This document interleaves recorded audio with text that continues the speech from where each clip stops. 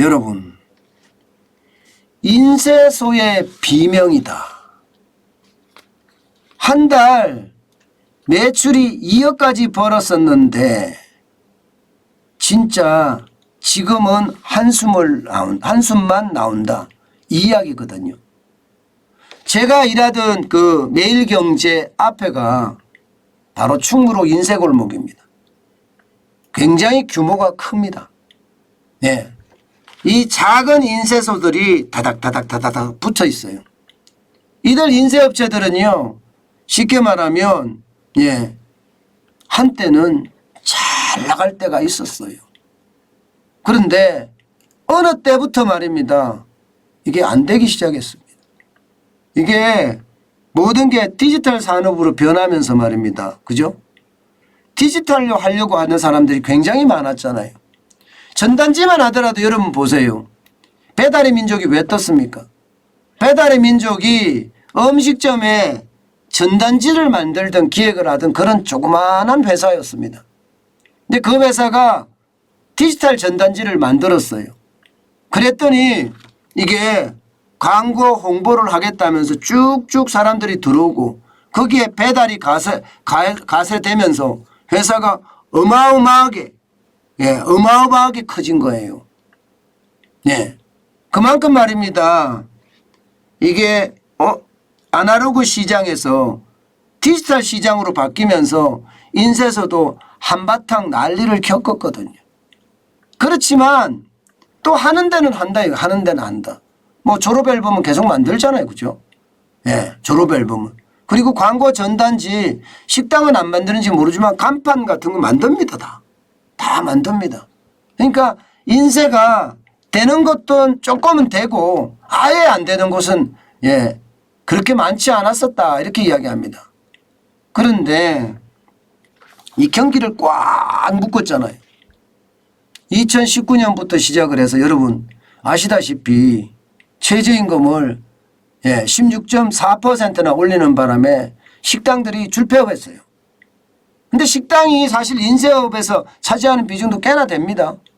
예. 그런데 그러다 보니까 덩달아 말입니다. 인쇄소도 넘어가기 시작했어요. 인쇄소도. 여러분 이거 한번 보세요.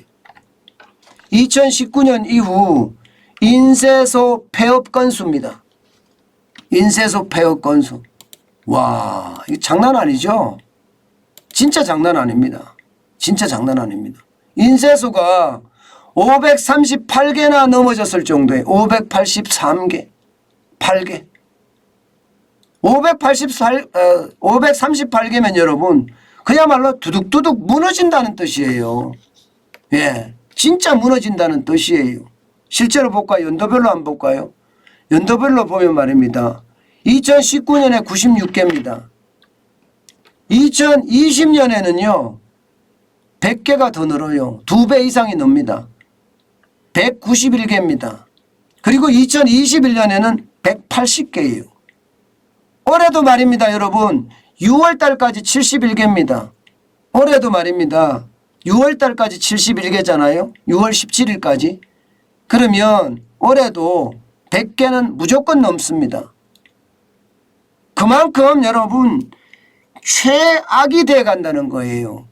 사실 인쇄소가 여러분도 알다시피 이게 소규모 기업 내지는 자영업자들이 많거든요.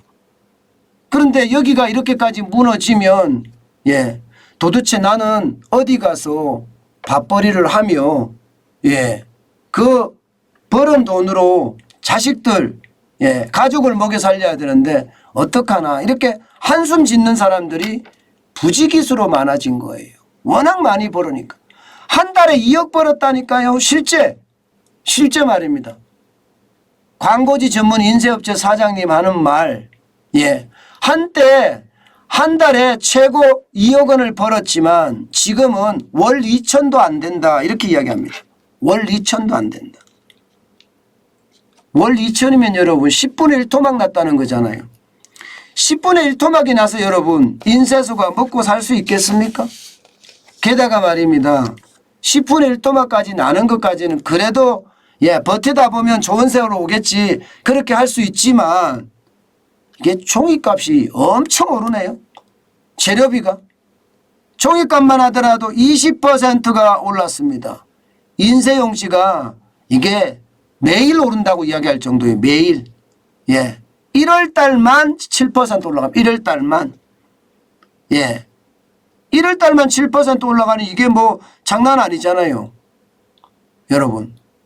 근데 더 놀라운 것은요. 잉크도 올라갑니다. 잉크도 천정부지로 올라갑니다. 인건비는 뭐 말해 못하겠습니까? 인건비는.